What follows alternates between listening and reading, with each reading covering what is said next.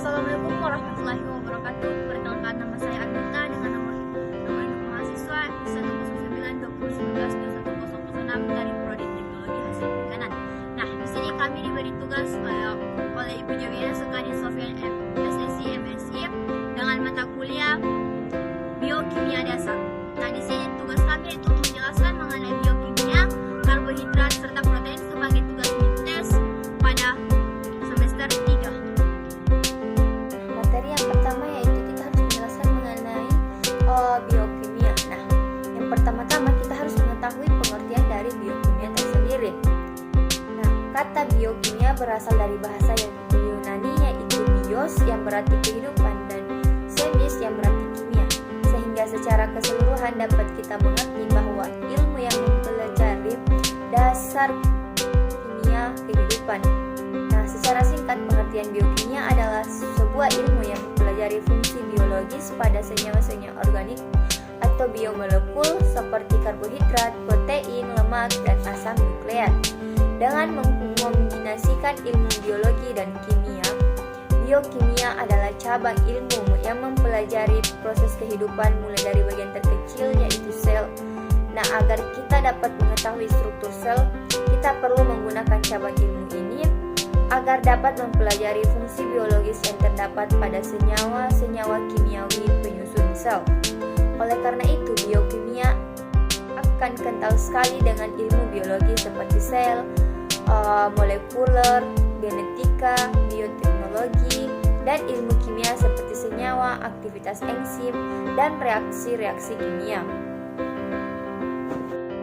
Selanjutnya, kita harus mengetahui sejarah perkembangan biokimia. Awalnya pada abad ke-18 oleh Carl Wilhelm Schulze melakukan penelitian terkait susunan jaringan kimia pada hewan dan tumbuhan. Kemudian pada tahun 1228, Friedrich Wohlers berhasil menunjukkan bahwa urea atau senyawa dalam urin dapat dibuat sendiri dengan memanaskan alkali sianat dengan garam amonium. Selanjutnya, penelitian kedua yaitu Edward dan Hans Burkhardt terkait fermentasi gula menjadi dengan menggunakan sel-sel ragi pun ikut menyumbang dalam perkembangan biokimia. Karena penemuan Wohler dan Bunsen bersaudara ini membuktikan bahwa untuk melangsungkan proses biokimia tak bergantung dengan organisme hidup saja, tetapi juga dapat menggunakan alat-alat laboratorium. Setelah itu, ilmuwan ketiga yaitu ilmuwan semakin gencar untuk terus mengembangkan ilmu ini sampai akhirnya ilmuwan ketiga yaitu Robert Hooke menyumbang hasil penyamatannya terhadap sel-sel dengan menggunakan mikroskop. Nah, dari sini pengetahuan terkait struktur sel yang kompleks seperti senyawa biokimia, reaksi kimia dalam sel, dan metabolisme sel pun meningkat. Selanjutnya yaitu kita harus mengetahui komponen biokimia. Nah, komponen biokimia tersendiri terbagi atas menjadi dua, yaitu komponen organik dan anorganik. Nah, komponen organik sesuai dengan yang kita ketahui bahwa komponen organik terdiri dari karbohidrat, protein, lemak, dan asam nukleat. Nah, kira-kira masing dari mereka peranannya seperti apa? Yuk kita akan menjelaskan mengenai peranan dari masing-masing komponen tersebut. Nah, yang pertama yaitu karbohidrat. Karbohidrat. Nah, kita pasti sering kali mendengar kata karbohidrat. Yang terbayang-bayang pertama kali kita pasti akan membayangkan seperti makanan, mie, nasi, atau kentang. Nah, karbohidrat dalam sel bentuknya tidak seperti itu. Karbohidrat sendiri terdiri atas unsur yaitu C, H, dan O, kalsium, hidrogen, dan oksigen.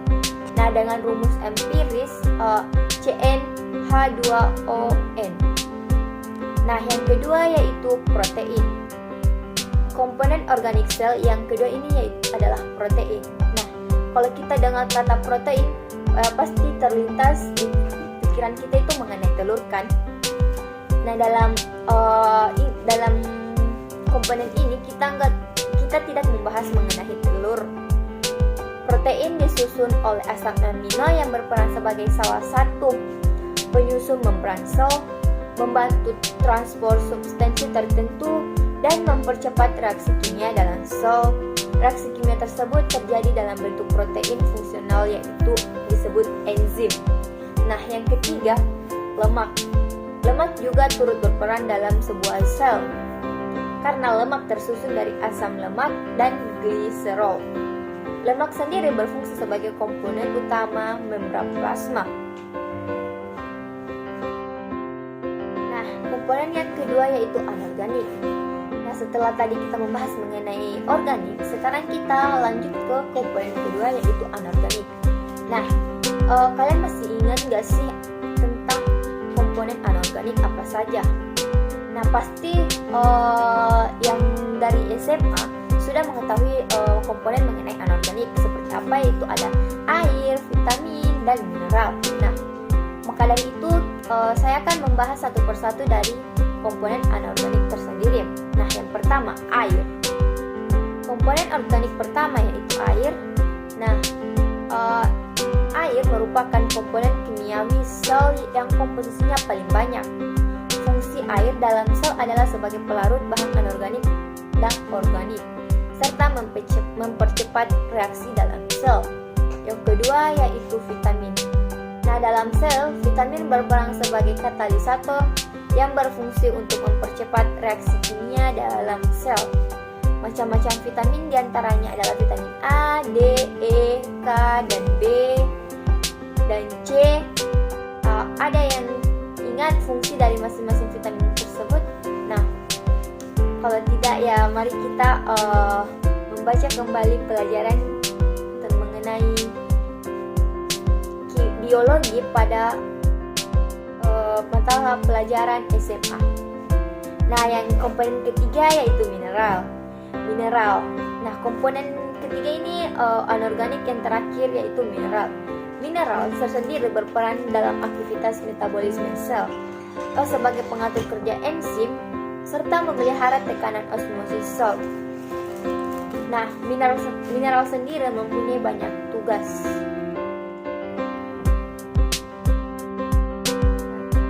Selanjutnya kita harus mengetahui manfaat biokimia. Nah, yang pertama, manfaat biokimia itu dalam bidang pertanian dan kedokteran. Pada dasarnya, penerapan biokimia banyak terdapat dalam bidang pertanian. Penggunaan pestisida di bidang pertanian telah kita kenal setelah sekian lama. Pada umumnya, pestisida bekerja dengan dalam menghambat enzim yang bekerja pada hama atau organisme tertentu. Nah, yang kedua itu dalam masalah gizi. Nah, dengan mempelajari biokimia, kita mengetahui tentang reaksi-reaksi kimia penting yang terjadi dalam sel. Hal ini berarti kita dapat memahami proses-proses yang terjadi dalam tubuh. Dengan demikian diharapkan kita mampu menghindari hal-hal dari luar yang mempengaruhi proses dalam sel-sel tubuh. Misalnya, kita akan dapat makanan yang kita makan sehingga memperoleh manfaat dari makanan secara optimal. Yaitu penggolongan karbohidrat. Karbohidrat merupakan polimer berdasarkan monomer yang menyusunnya. Karbohidrat digolongkan menjadi tiga yaitu monosakarida, oligosakarida, dan polisakarida. Nah, monosakarida adalah karbohidrat yang paling sederhana. Molekul monosakarida hanya terdiri atas beberapa atom karbon saja dan tidak dapat dihidrolisis menjadi karbohidrat yang lebih sederhana. Berdasarkan gugus fungsional yang dikandungnya, monosakarida digolongkan sebagai berikut, sebagai atas dua yaitu aldosa dan ketosa. Nah, kebanyakan karbohidrat di alam berupa polisakarida. Ada dua golongan polisakarida yaitu homopolisakarida dan heteropolisakarida. Homopolisakarida mengandung satu jenis monomer, contoh yaitu pati, glikogen, dan selulosa. Sementara itu, heteropolisakarida mengandung dua jenis atau lebih monomer. Contohnya itu kitin. Kitin merupakan pendukung ekstraseluler dari semua organisme, misalnya dinding sel, bakteri, dan perangkat luar serangga seperti belalang. Nah, yang kedua yaitu saya akan menjelaskan mengenai karbohidrat. Nah, adapun materi yang saya jelaskan tentang karbohidrat di sini yaitu yang pertama pengertian karbohidrat, yang kedua struktur karbohidrat, yang ketiga penggolongan karbohidrat, yang keempat reaksi pengenalan karbohidrat, dan yang terakhir yaitu kegunaan karbohidrat. Nah, kita akan masuk ke yang pertama yaitu mengenai pengertian karbohidrat. Karbohidrat berasal dari kata karbon yang berarti karbon dan hidrat yang berarti air. Jadi karbohidrat dapat diartikan sebagai hidrat dari karbon. Sejak tahun 1880-an, para ahli mulai menyadari bahwa sebenarnya nama ini kurang tepat karena karbohidrat tidak terbentuk dari hidrasi karbon atau pada pemanasan karbohidrat tidak dihasilkan hidrat.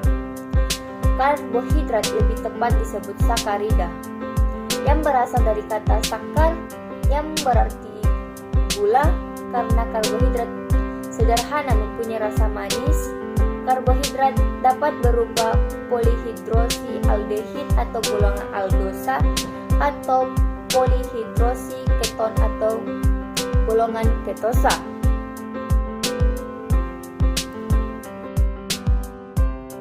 Karbohidrat dibuat oleh tumbuhan melalui proses fotosintesis, yaitu dari X, O2, CO2 ditambah YH2O menjadi CH2O ditambah O2.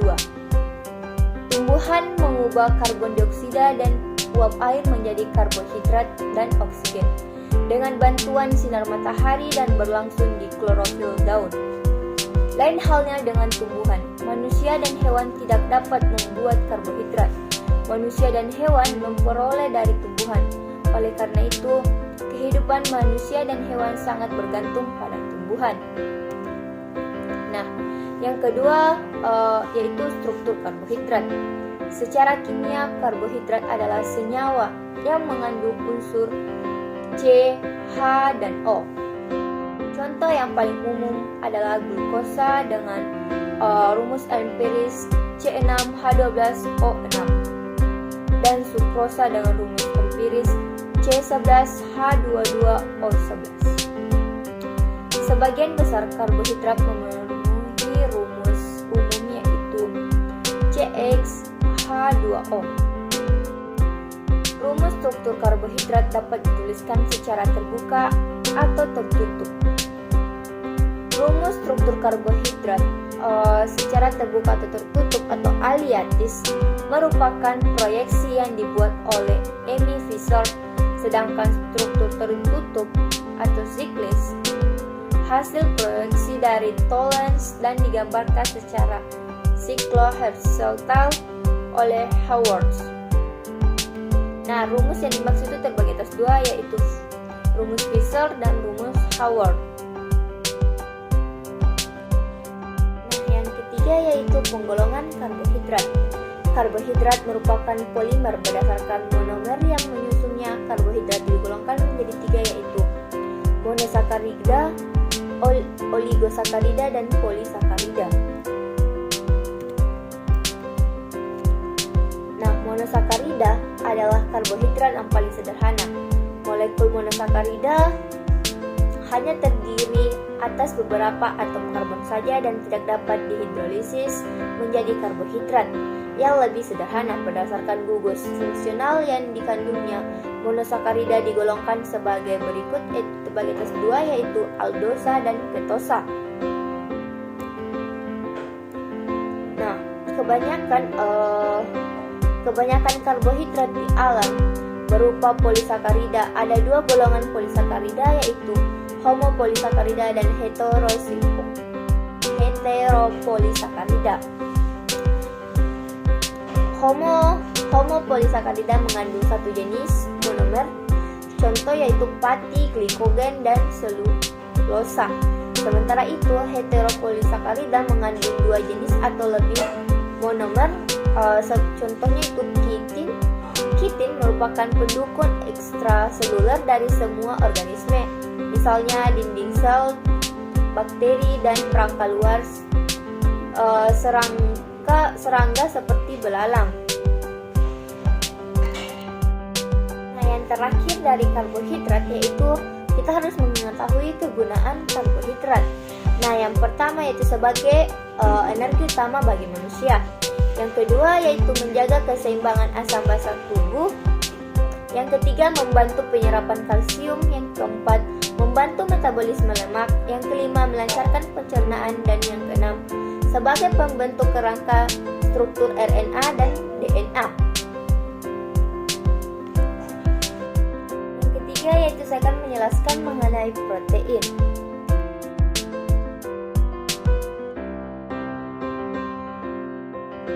Nah, protein berasal dari bahasa Yunani yaitu primary holding place yang berarti menduduki tempat yang terutama. Nah, secara umum protein adalah makromolekul polikarbon yang tersusun dari sejumlah larutan asam amino yang dihubungkan oleh ikatan peptida.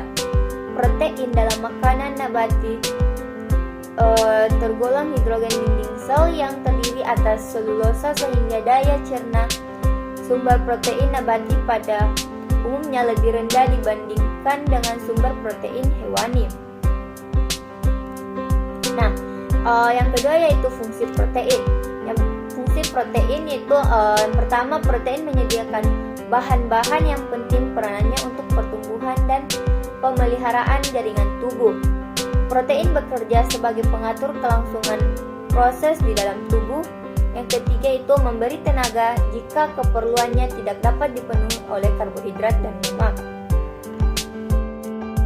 Karakteristik protein. Salah satu karakteristik protein adalah mampu memicu sekresi insulin tanpa meningkatkan glukosa darah. Hal ini dapat terjadi karena sekresi insulin yang dipicu oleh adanya protein relatif yang lebih lemah jika dibandingkan dengan karbohidrat. Selain itu, proses pencernaan protein juga dapat memicu pelepasan hormon atau kolesitokinin yang dapat meningkatkan rasa kenyang. Oleh karena itu, protein merupakan makronutrien yang memiliki efek rasa kenyang yang lebih lama dibandingkan dengan karbohidrat lemak.